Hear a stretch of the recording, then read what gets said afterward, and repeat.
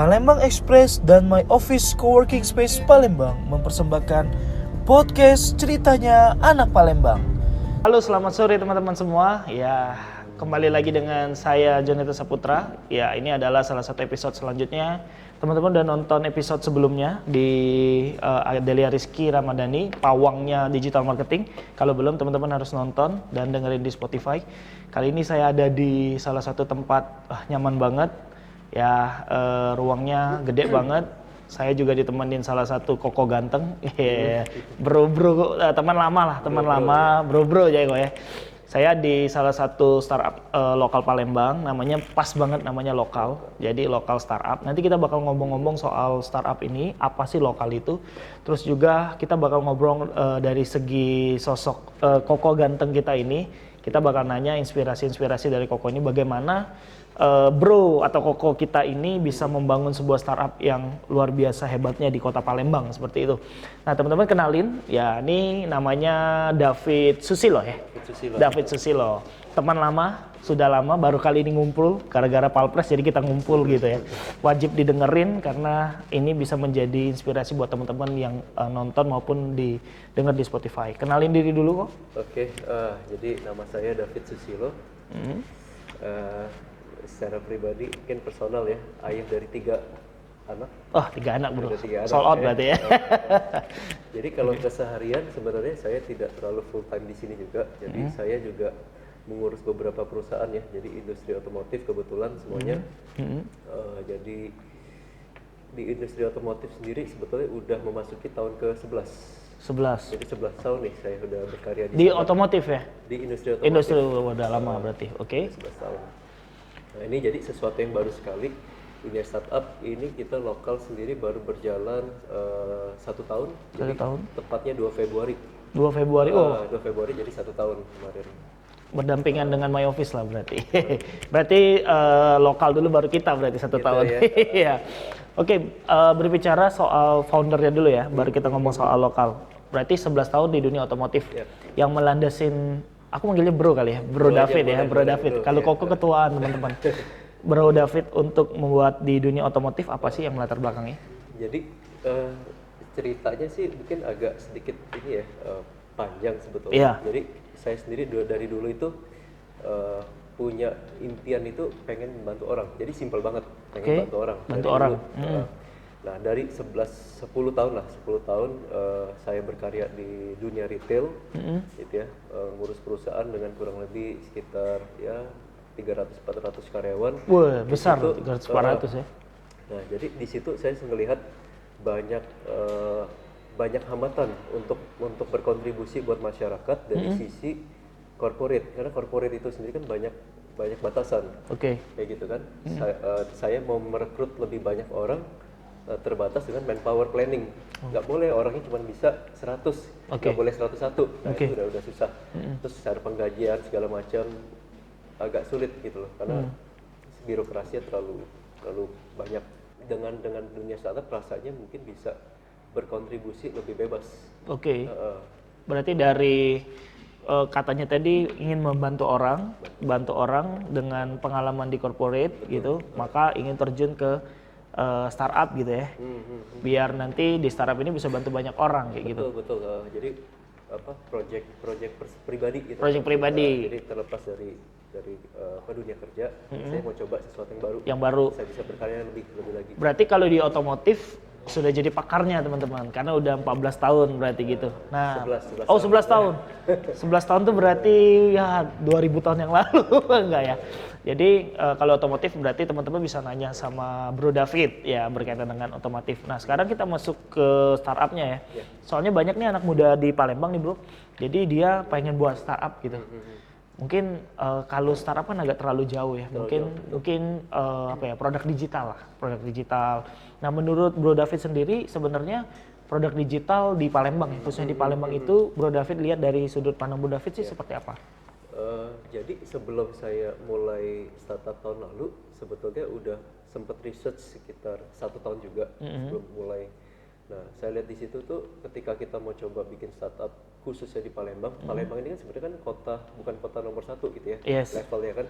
Kota first tier itu bisa dibilang seperti Jakarta, mungkin Surabaya, Medan gitu. Kalau Palembang itu kita bisa bilang second tier cities. Nah jadi jenis startupnya pun nggak akan sama seperti di Jakarta. Berarti berbeda. Segmen pasarnya juga berbeda.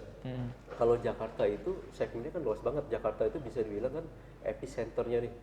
Customernya itu seluruh Indonesia. Nah, kalau kita startnya dari Palembang itu paling nggak ya target segmennya itu fokusnya di kota Palembang dulu. Jadi lebih kecil sebetulnya. Berarti kalau lebih kecil, apakah peluangnya kecil juga? Enggak juga. Nah, kuncinya tuh ada di sini nih. Kalau kita mau meniru persis seperti Jakarta, pasti sulit. Kenapa? Jakarta itu kan startupnya sangat segmented. Misalnya apa ya, kita bisa bilang contohnya Tokopedia misalnya. Tokopedia dia menjual apa produk e-commerce. Jika kita copy hal yang sama di Palembang dengan pasar yang sangat kecil, nggak mungkin bisa survive.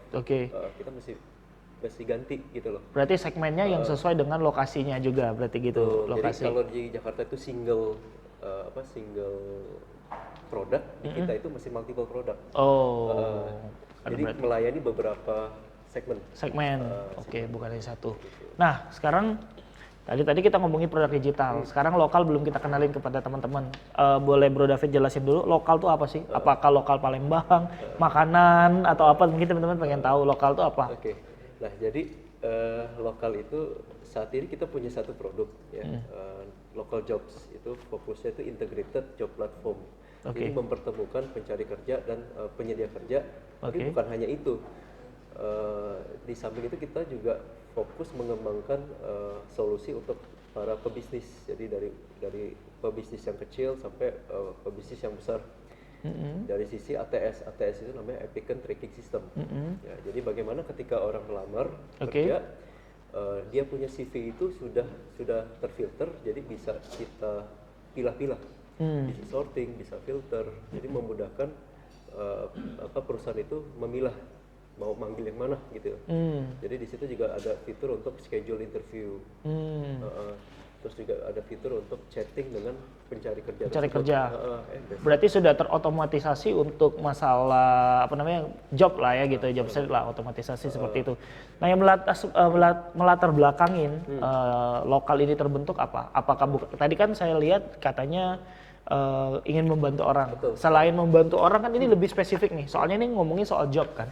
Apa yang melatar belakangin Bro David buat lokal itu sendiri kayak gitu? Jadi agak panjang sedikit nggak apa-apa. Iya nggak apa-apa, boleh cerita. Jadi kalau tarik mundur lagi sebelum diputuskan untuk fokus ke produk jobs, sebetulnya kita punya in mind tuh beberapa solusi yang mau kita perkenalkan.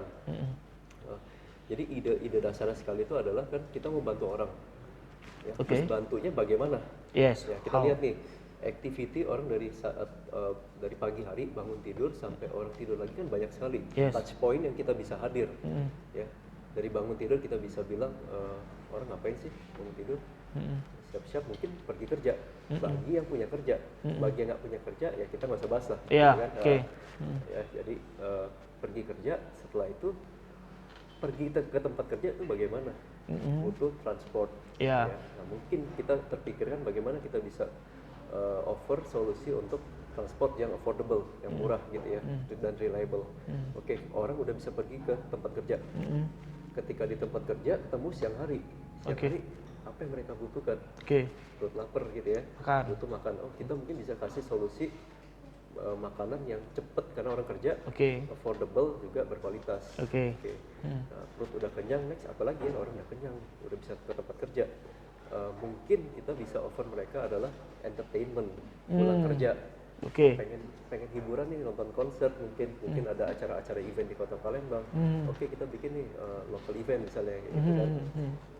Kita juga intrik sama ide sebetulnya local grocery.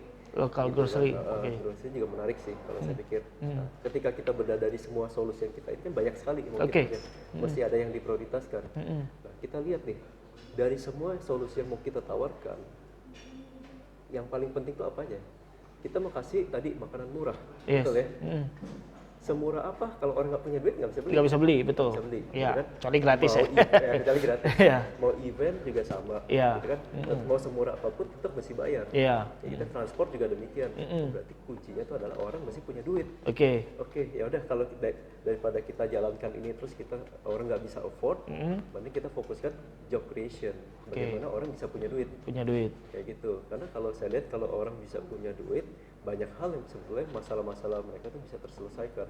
Kriminalitas bisa turun, orang nggak nganggur lagi segala macam. Jadi kalau ngelihat ini semua kayaknya masalah jobs ini kayak kita mau attack lebih duluan. Jadi itu yang jadi priority utama ya gitu. Gue sampai termelongo gitu ya. Soalnya Bro David memaparinnya berarti ekosistem ya. Ekosistem kehidupannya karyawan lah sebenarnya atau pencari kerja atau pekerja lah gitu ya. Betul. Jadi dari teman-teman tahu bangun tidur, teman-teman harus kerja, terus sampai tempat kerja harus naik apa dan lain sebagainya itu udah di side planning oleh lokal sebenarnya.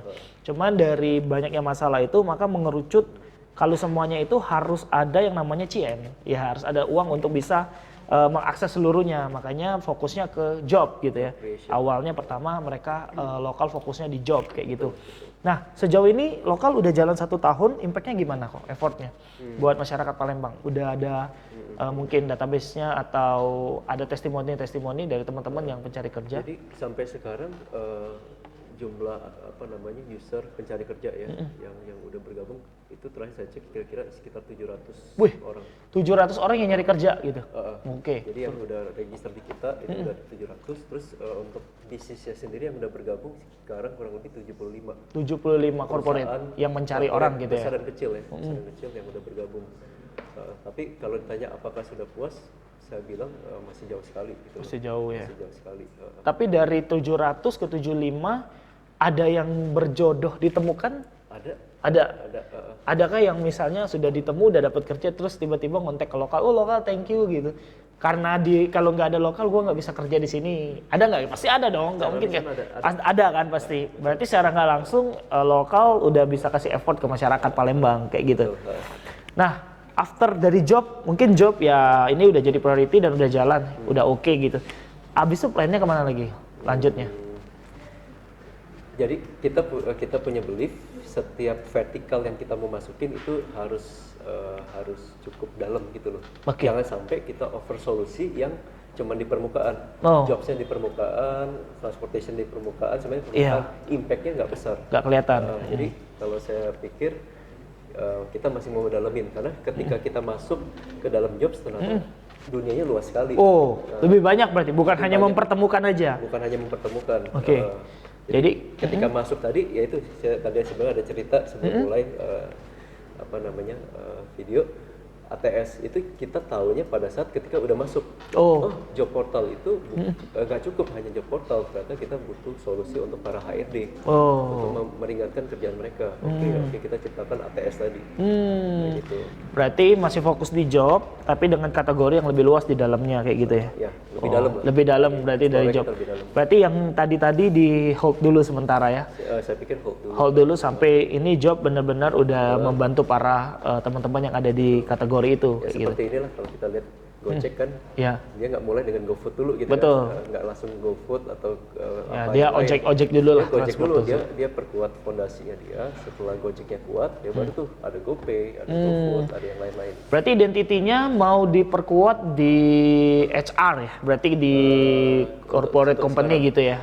Nanti baru bergeser ke apps yang lain kayak gitu ya. Mungkin sedikit lagi saya pengen bedah informasi insight aja boleh. yang kita udah pernah explore sebelumnya. Ketika kita analisa nih, kan kita udah putusin tadi dari semuanya kita pilih jobs. Terus kita mau ngapain ini jobs ya? Mau mulai dari mana? Kita lihat sekarang orang kan mau cari kerja itu adalah mereka yang tidak punya uang. Nggak punya uang. Gitu kan? Iya, dia butuh uang makanya dia cari kerja. Kalau dia punya uang banyak mungkin dia nggak nyari kerja, betul. Dia bawa uang gitu kan. Nah, ketika mereka nggak punya uang, mereka cari kerja pun sekarang butuh uang. Butuh uang. Bener, butuh uang. Itu fenomenanya ketemu tuh. Iya. Kenapa? Cari kerja juga butuh uang tuh maksudnya? Gini, butuh uangnya di mana?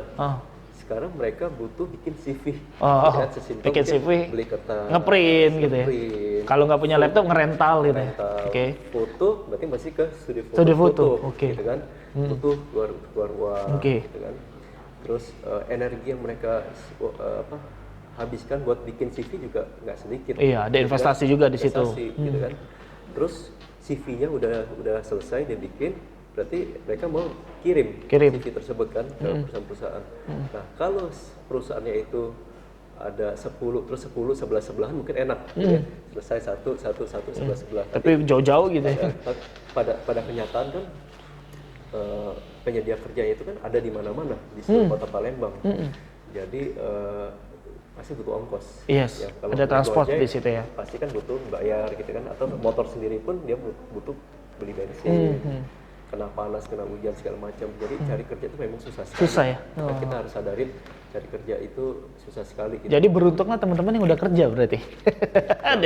Kalau sudah kerja ya dipastikan harus kerjanya ya mantep lah gitu. Iya.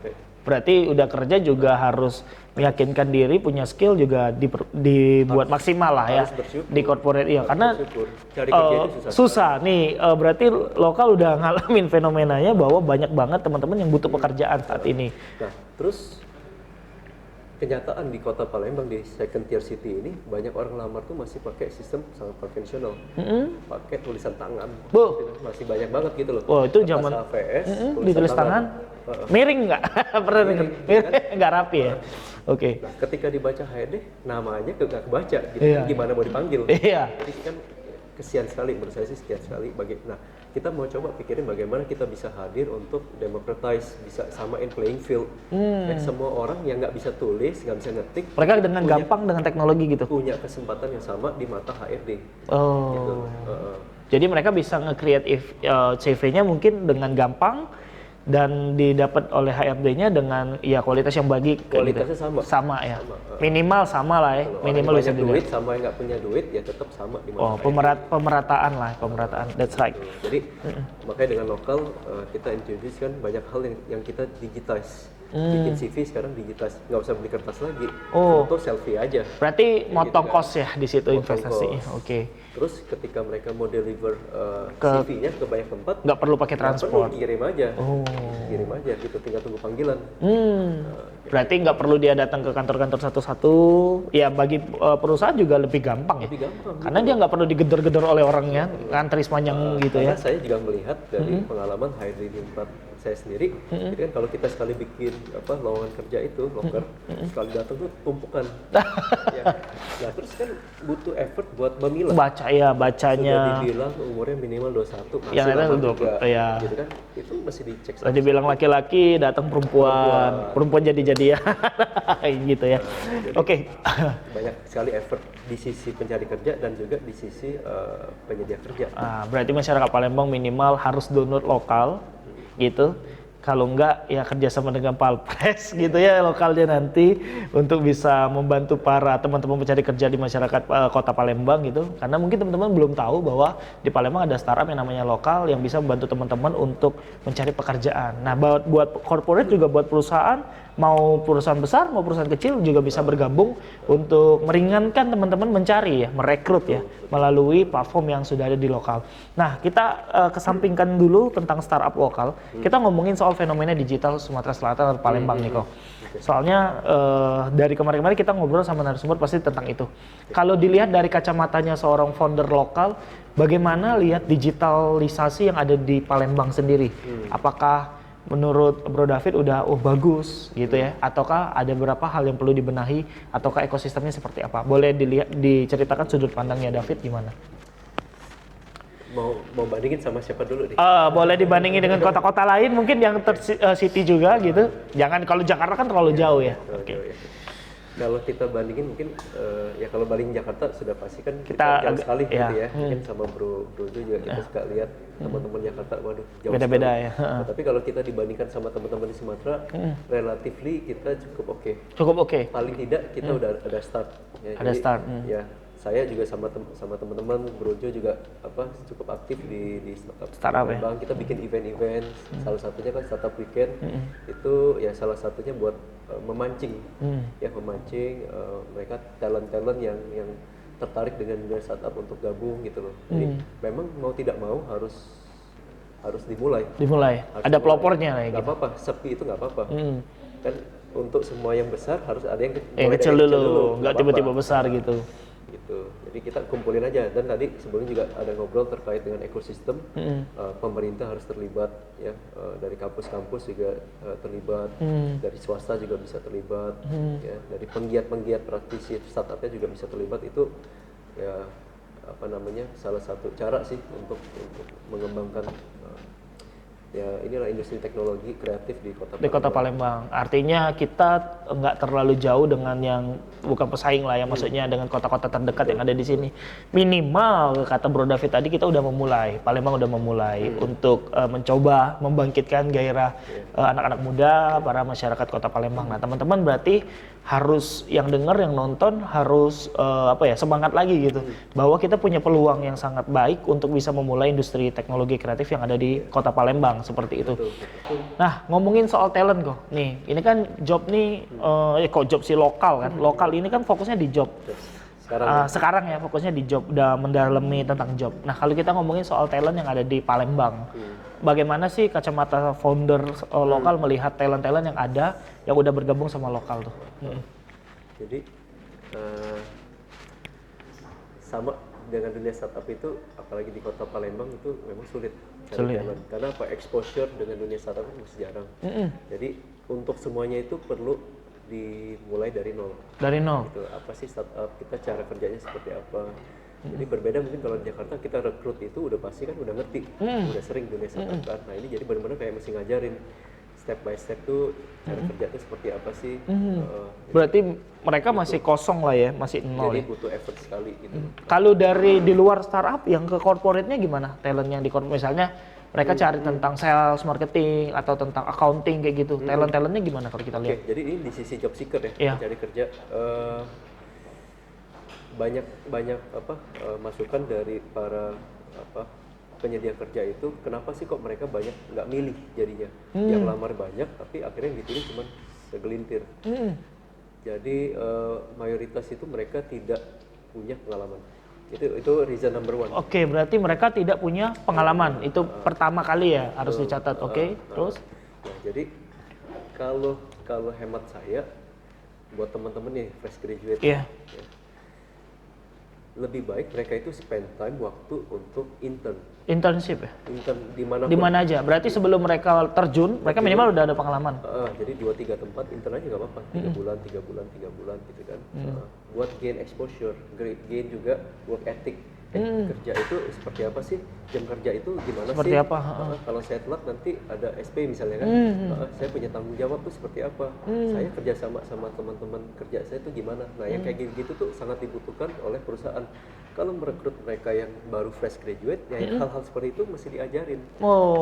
Jadi masalahnya juga sekarang mungkin teman-teman juga mengalami ya. Jadi kenapa ketika teman-teman masukin CV cari kerja kok nggak dipanggil-panggil? Mungkin salah satunya teman-teman nggak punya experience atau pengalaman gitu ya. Lebih baik spend time waktu 3-6 bulan ke depan tuh explore intern aja di mana-mana. Berarti tipsnya adalah menurut founder lokal Bro David, teman-teman yang lagi kuliah itu, yang masih sekolah juga mungkin ya, teman-teman cari waktu di spending untuk intern, magang. Kalimatnya itu magang. Entah di perusahaan mana, entah teman-teman cuma ya bersyukur dikasih ongkos, nggak bersyukur juga, nggak juga pun ya bersyukur teman-teman udah ada pengalaman, dapat ilmu. Nah itu the reason mungkin bisa membantu teman-teman untuk dapat kerja lebih gampang ya, lebih mudah. Nah dengan magang itu sendiri, sebenarnya ada opportunity kita itu bisa diangkat jadi full time. Itu opportunity-nya. Jadi melewati jalur lainnya. Jadi jalurnya pintas. Kenapa? Pada saat kita bisa intern 3 bulan, itu dari perusahaan itu punya kesempatan untuk nilai. Ternyata dia magang. Bagus ya. Dikasih perintah dia cepet nangkepnya. Dia disiplin, tepat waktu, nggak pernah telat. Kerja sama teman-teman kayaknya juga akrab. Asik gitu. Langsung diangkat. Jadi nggak perlu diinterview sebetulnya. Oh, berarti opportunity ya. Opportunity tipsnya juga bisa masuk dari magang, teman-teman kerja benar-benar tekun gitu, tiba-tiba dilihat oleh pimpinan atau HRD-nya bagus, sehingga nggak perlu diinterview dan tiba-tiba mungkin langsung angkat jadi pegawai gitu ya. Walaupun teman-teman masih kuliah atau after kuliah pun langsung diangkat jadi pegawai seperti itu. Nah, sekarang ini 2 pertanyaan terakhir.